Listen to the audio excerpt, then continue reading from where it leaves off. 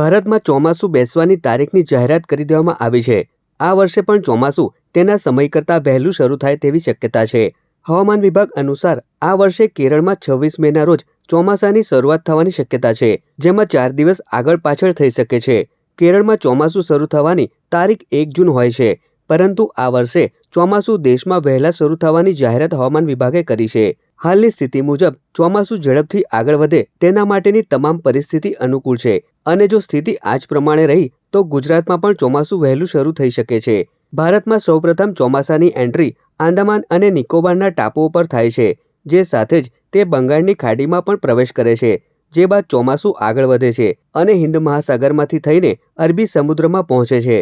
અરબી સમુદ્રમાં ચોમાસું પહોંચ્યા બાદ તે કેરળમાં તેનું આગમન થાય છે। કેરળમાં ચોમાસાની શરૂઆતની જાહેરાત કરવામાં આવે ત્યારે જ આધિકારિક રીતે ભારતમાં ચોમાસાની શરૂઆત ગણાય છે।